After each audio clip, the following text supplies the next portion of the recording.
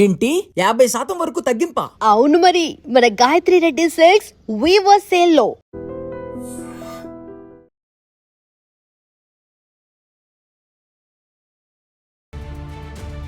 ఈ గ్యాప్‌లో ఆ పెయిన్‌ని ఎలా తీసుకున్నారు? వేరే వైపుకి లైఫ్‌ని షిఫ్ట్ చేసారా? ఆ పెయిన్‌ని ఎలా క్యారీ చేయగలిగారు? Pain it is almost everyday ఉంటుంది సినిమా ఏంటి అట్లా ఆ 10 ఏళ్లలో మనం ఎంత హ్యాపీగా ఉన్నా అక్కడ అది ఉంది కదా అని ఒక చిన్న వెల్త్ అయితే ఉంటుంది. త్రిమూర్తుల విషయానికి వస్తే నా దగ్గర ఒక సరదా క్వశ్చన్ ఉంది. Hmm. హీరోయిన్ పేరు రాసిస్తుంది కదా, మిమ్మల్ని రాసి వదిలేటట్లేదు. వదలట్లా. రాసి ఉండాలి కదా. ఎప్పుడైనా ఈ గ్యాప్‌లో కానీ ఈ మధ్యకాలంలో కానీ ఎప్పుడన్నా రాసి, మహేశ్వరి, శ్రీకాంత్ గారు మీ సినిమాల్లోనే ఎందుకు సార్ పాటలు అద్భుతంగా ఉంటాయి? జాబిలమ్మ నీకు అంత కోపమా, జాజి పూల మీద జాలి చూపుమా. లైఫ్ టైము అలా ఉండిపోతాయి అట్లా. ఆ రోజుల్లో పాటలు చాలా బాగుంటాయి. నా పాటలు మటుకు ఎందుకు బాగుంటాయంటే చంద్రబోస్ గారు, సిరివెన్నెల గారు మీకు చాలా అద్భుతమైన పాటలు పాటలు ఇచ్చారు. యూత్కి బాగా కనెక్ట్ అయ్యే విధానం. యవ్వన వీణ పూల వాన. ఫాదర్ గారు చనిపోయిన తర్వాత మీరు తీస్తున్న ఫస్ట్ మూవీ. ఒకవేళ కానీ నాన్నగారు ఉంటే చాలా హ్యాపీగా ఫీల్ అయ్యేవారు. 100% చాలా హ్యాపీ. మీలాంటి ఒక స్టార్ హీరోని కొడుకుగా పొందారు, ఎంత ఆనందం పొందుంటారు. డెఫినెట్గా. సో ఈ రోజు ఉండుంటే ఏం మిస్ అవుతున్నారు నాన్నగారు? ఆయన ఎంత హ్యాపీగా ఉండేవారు అనేది అది ఒకటి మిస్సింగ్ ఉంది.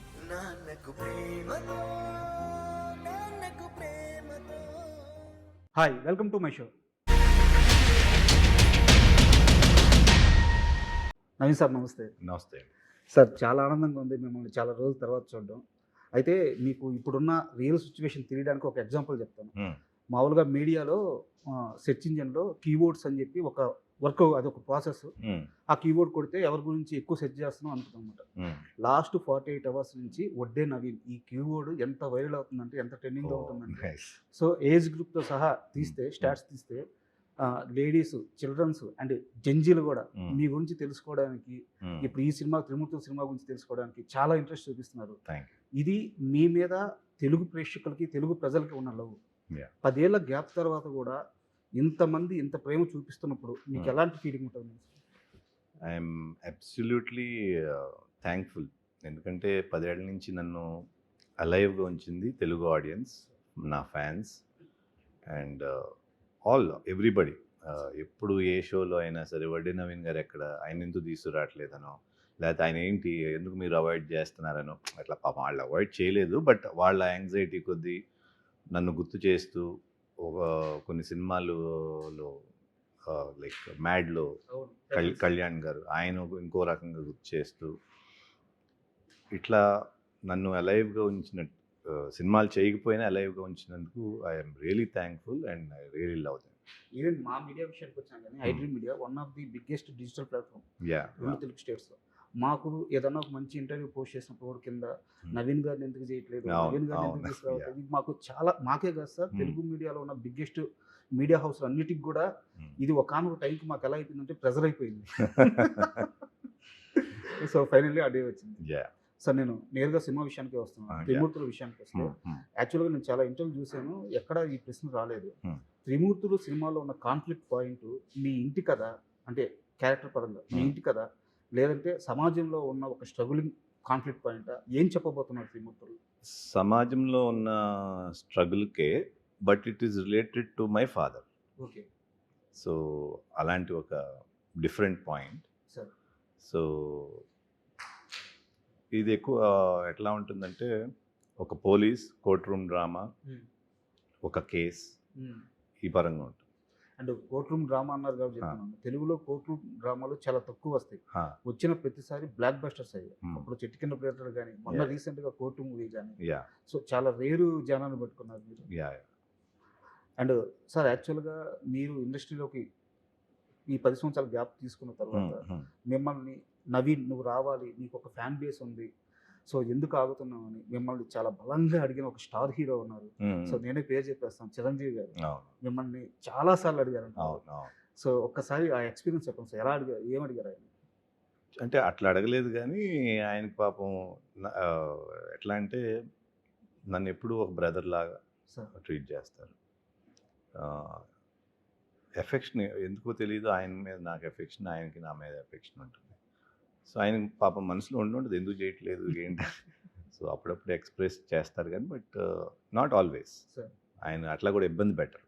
అది and me director Teja sir, Kalyan Teja అనుకుంటున్నాను సార్. అతను పూరి జగన్నాథ్ గారి దగ్గర అసిస్టెంట్గా కొన్ని సంవత్సరాలు చేశారు. అవును. అండ్ మోర్ ఓవర్ అతను national award winner short films Meena అని చెప్పేసి. Yeah yeah.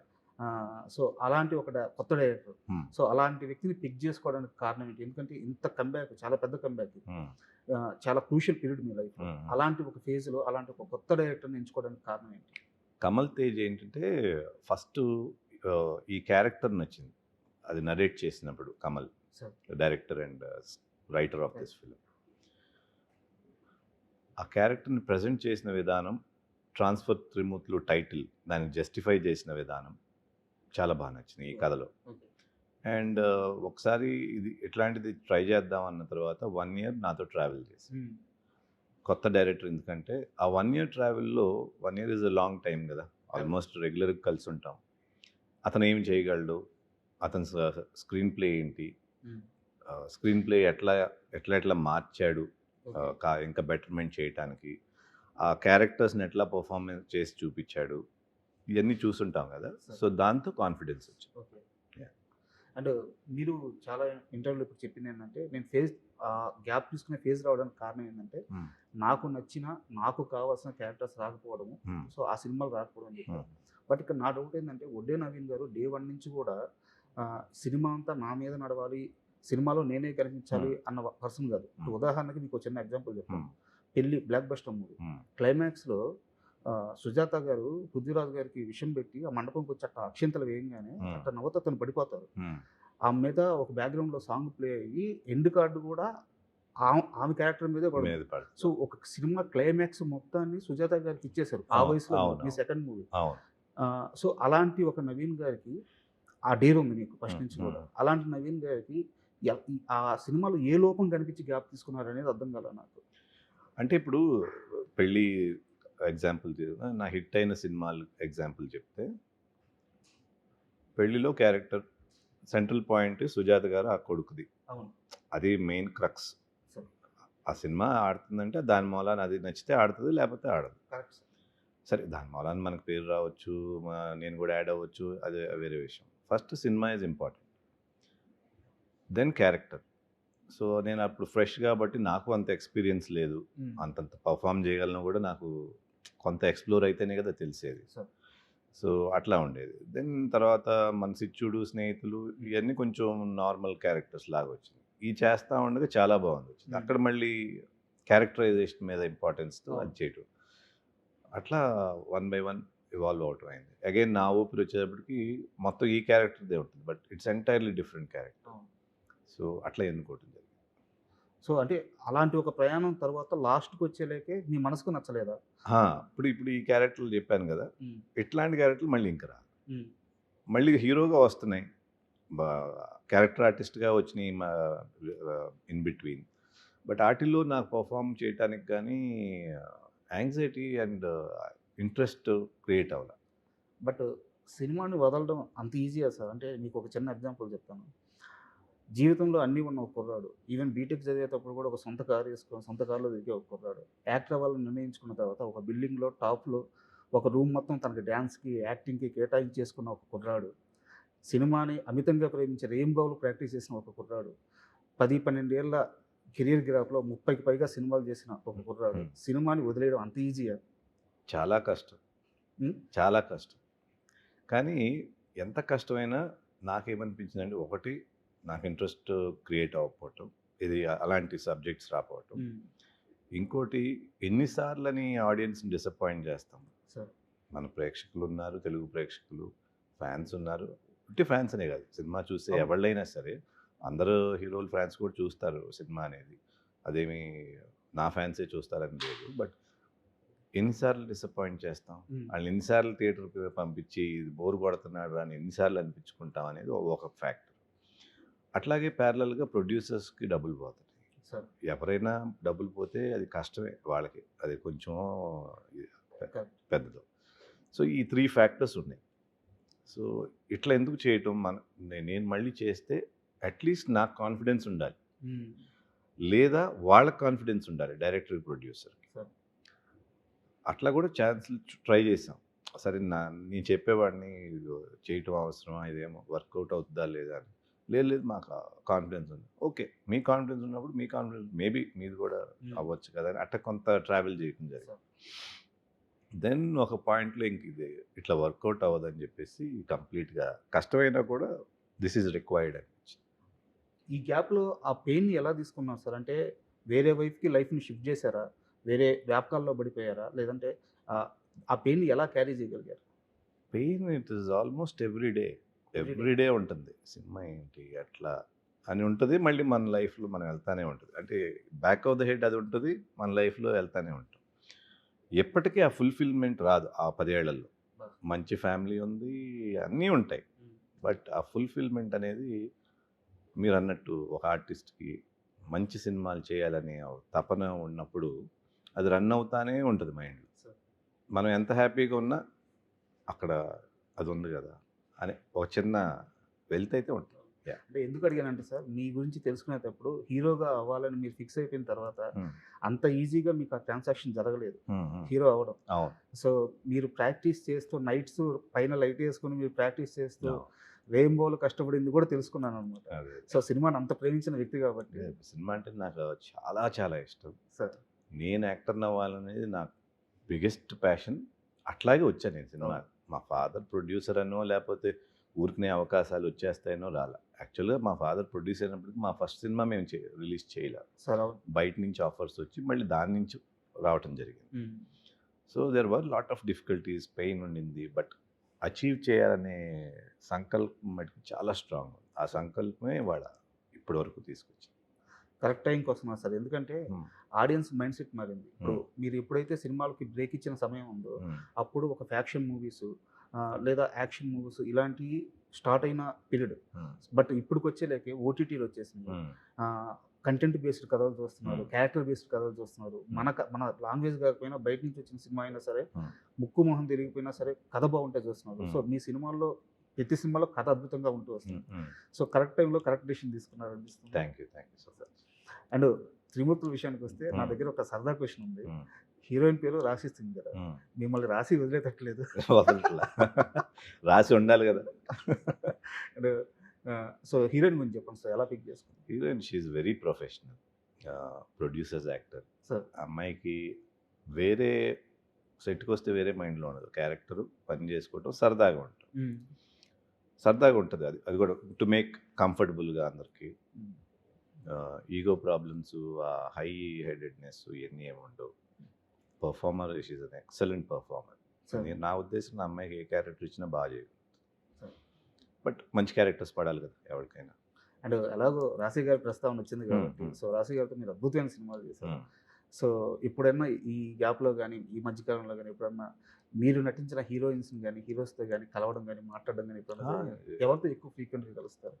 ఫ్రీక్వెంట్గా అంటూ ఎక్కువ ఎవరితోనూ లేదు. బట్ అడపదడప రాశి, మహేశ్వరి, శ్రీకాంత్ గారు, సంగీత అంటే కలిసినప్పుడు, కలవటానికి గురించి సెపరేట్గా ఏమీ ఎఫర్ట్ పెట్టం కానీ కలిసినప్పుడు we have a good time. మొన్న కూడా ఒక షోకి వెళ్తే శ్రీకాంత్ గారు, రాశి, లయ వీళ్ళందరూ ఉన్నారు. చాలా బాగా అనిపించింది. మళ్ళీ మన హోమ్కి మనం వచ్చాము, మన ఇంటికి వచ్చామన్న ఫీలింగ్ అనమాట. ఆ జ్ఞాపకాలన్నీ జ్ఞాపకాలు. అండ్ మోర్ ఓవర్ నాకు ఫస్ట్ నుంచి కూడా మీ సినిమాల్లోనే ఎందుకు సార్ పాటలు అద్భుతంగా ఉంటాయి అంటే వాటికి లైఫ్ టైము అలా ఉండిపోతాయి అన్నమాట. వాటికి ఎక్స్పైరీ డేట్ ఉండదు మీ పాటలకి. ఒకటి ఆ రోజుల్లో మ్యూజిక్ ఇస్ మీకు తెలుసు కదా, చాలా మంది పాటలు కూడా ఆ రోజుల్లో పాటలు చాలా బాగుంటాయి. నెక్స్ట్ నా పాటలు మటుకు ఎందుకు బాగుంటాయి అంటే లక్. ఎందుకంటే నా ప్రొడ్యూసర్స్, డైరెక్టర్స్ నాకు అట్లాంటి పాటలు ఇచ్చారు కాబట్టి నేను చేసింది ఏం లేదు. So I'm lucky that. And ఈ మధ్యకాలంలో రిలీజ్ అయిన సినిమాల్లో ఒక సినిమా మాత్రం అంటే మీకు పడి ఉంటే మీ క్యారెక్టర్కి మీకున్న ఈ ఫాలోయింగ్కి, ఫ్యాన్ ఫాలోయింగ్కి కరెక్ట్గా మ్యాచ్ అయ్యే కథ అనిపించింది నాకు మనశంకర్ వరప్రసాద్ సార్. ఓకే.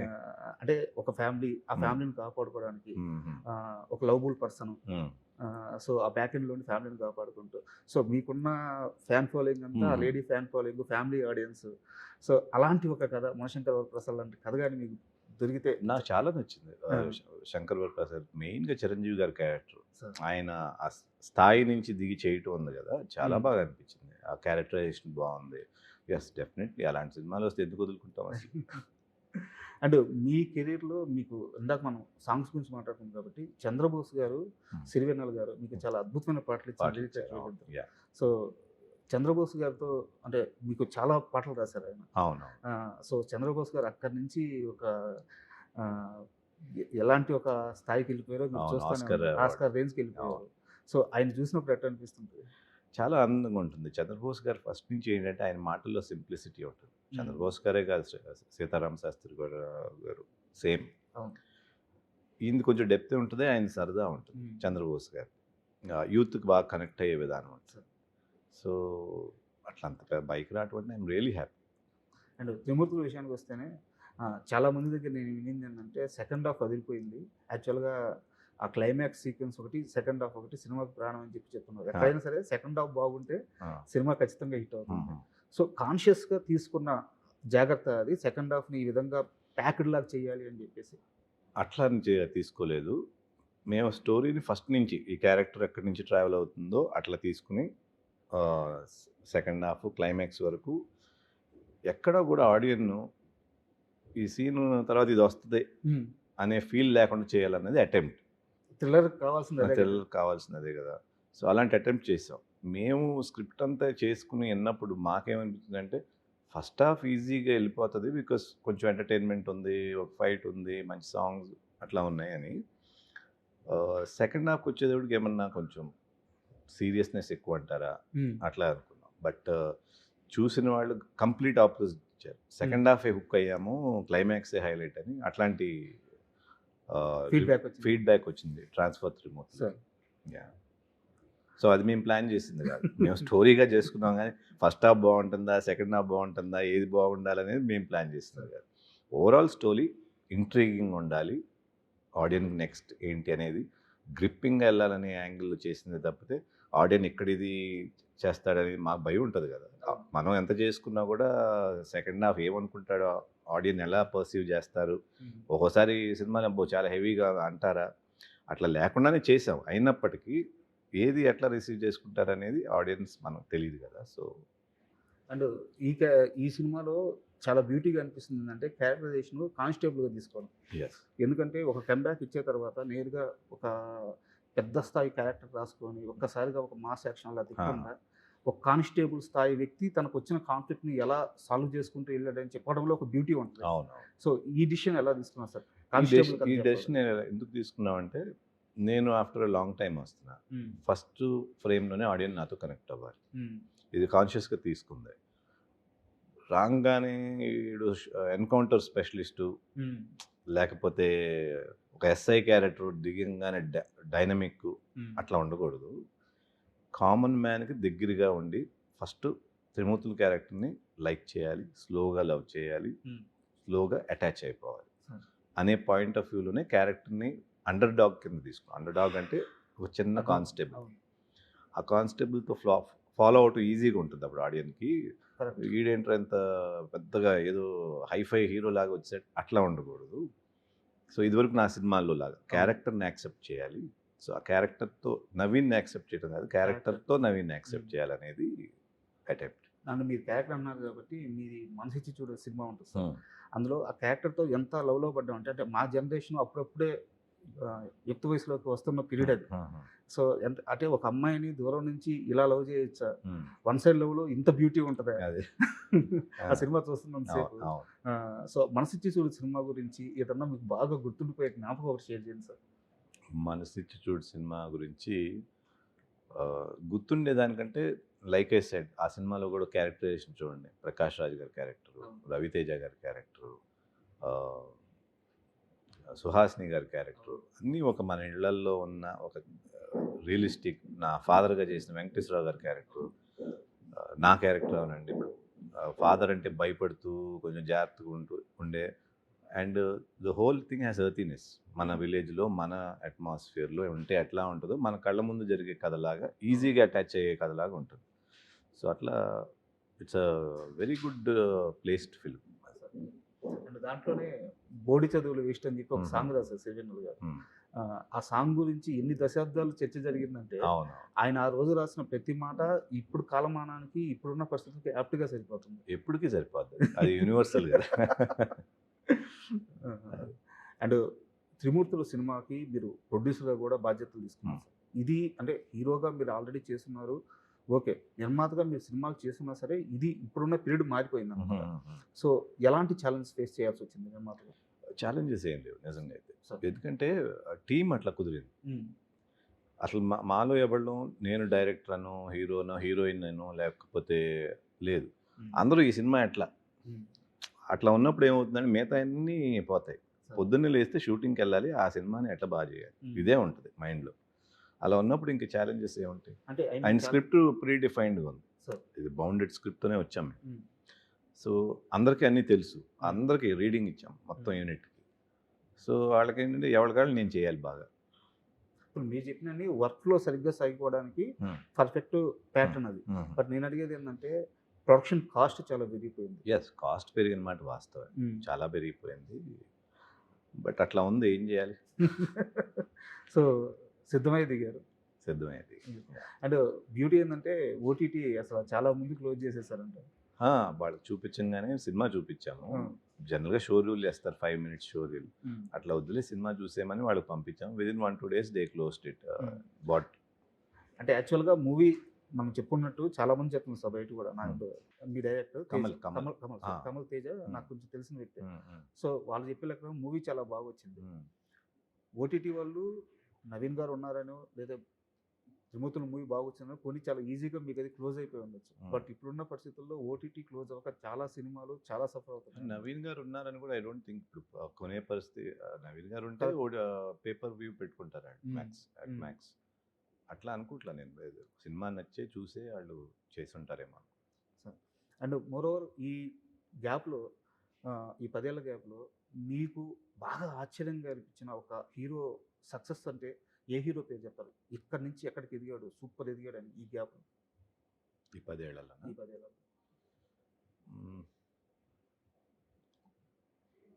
అల్లు అర్జున్. అల్లు ఎందుకంటే పుష్ప ఎక్స్పెక్ట్ చేయలేదు కదా అంత బ్లాస్ట్ అవుతుంది. సార్. ఇప్పుడు బాహుబలిలో ప్రభాస్ గారిది ఎక్స్పెక్టెడ్, వాళ్ళు తీసిందే పెద్ద స్కేలు, గ్లోబల్ మూవీ కింద తీశారు. సార్. అండ్ ఎనీవేస్ అలాంటి ఎక్స్పెక్టేషన్ కూడా ఉంది రాజమౌళి గారి మీద. పుష్ప అనేది వాళ్ళు పాపం తెలుగు సినిమాగా తీసుకున్నారు, అది బ్లాస్ట్ అయ్యి వరల్డ్ స్టేజ్లోకి వెళ్ళింది. So that is a very good surprise. And పెద్ద చూసారా సార్? పెద్ద ఇంకా చూడలేదు. అంటే యాక్చువల్గా ఎందుకు అడిగానంటే పెద్ద సినిమా విషయంలో రామ్ చరణ్ గారు ఆ కథను ఓకే చేయడం కూడా సేమ్ మీలాగే ఆలోచించారు. కథ చెప్పాలి, స్టార్ హీరో అయినా సరే కథ చెప్పాలని. That's a very good thought. ఇప్పుడున్న బిగ్ స్టార్స్ ఎవరు అలాంటి కథని సెలెక్ట్ చేసుకోవడానికి డేర్ కూడా చేయరు. అవును.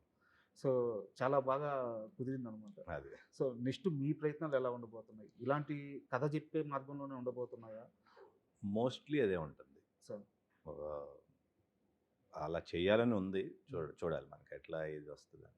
సార్, అండ్ త్రిమూర్తుల విషయంకి వస్తే Hmm. ఆడియన్స్కి ఏం చెప్తారంటే మిమ్మల్ని చూడడానికి ఖచ్చితంగా మీ ఫ్యాన్స్ అలాగో వచ్చేస్తారు. మిగతా ఆడియన్స్కి అయినా సరే త్రిమూర్తుల్లో ఇది ఉంది, ఇది బలంగా చెప్పబోతున్నాం అని చెప్పడానికి ఆ సేల్ పాయింట్ ఏంటి? Sale point conflict. త్రిమూర్తులు ఫేస్ అయ్యే కాన్ఫ్లిక్ట్ అనేది it will be very different. ఇప్పుడు మనం కంపేర్ చేసుకుంటే ఇట్ బి యునిక్ కాన్ఫ్లిక్ట్ అనేది. కొత్త పాయింట్.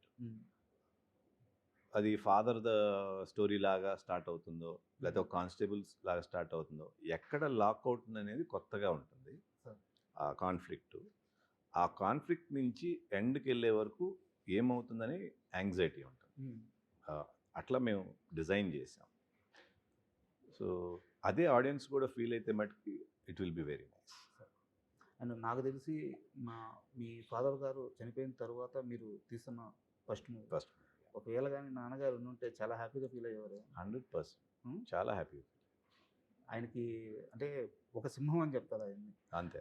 ఆయనకి నచ్చిన పని నచ్చినట్టు, అంటే ఆయన లాభ నష్టాల గురించి చూసుకునేవాళ్ళు. అవును. తీసిన సినిమాలు కూడా మామూలు సినిమాలు కాదు. సినిమా అంటే ఫ్యాషన్ ఉంటుంది. ప్యాషన్. మీలాంటి ఒక పెద్ద స్టార్ హీరోని కొడుకుగా పొందారు, ఎంత ఆనందం పొందుంటారు. డెఫినెట్గా. సో ఈ రోజు ఉండుంటే ఏం మిస్ అవుతున్నారు నాన్నగారు? ఆయన ఎంత హ్యాపీగా ఉండేవారు అనేది అది ఒకటి మిస్సింగే ఉంటుంది ఎట్లయినా సరే. అంటే సినిమా అవుట్కమ్ అనేది ఇంకా ఆడియన్స్ చెప్పాలి, బట్ ఈ సినిమాని ఇట్లా తీసావు నువ్వు అనేది ఆయన చూసుంటే ఇంకా బాగుండేది. సార్ అండ్ మీ అబ్బాయి ఈ సినిమా ప్రెజెన్స్ అనగానే కొంచెం అందరికీ ఇంట్రెస్ట్ క్రియేట్ అవుతుంది. సో ఫ్యూచర్ ప్లాన్స్ ఏమైనా ఉన్నాయా సార్? ఇప్పటికైతే ఏమీ లేదు, but present day Jishnu presents అని వేసాము. So let us see.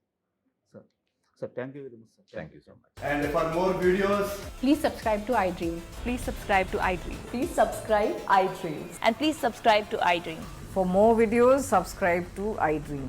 please like, share, and subscribe to the channel. Congratulations, iDream.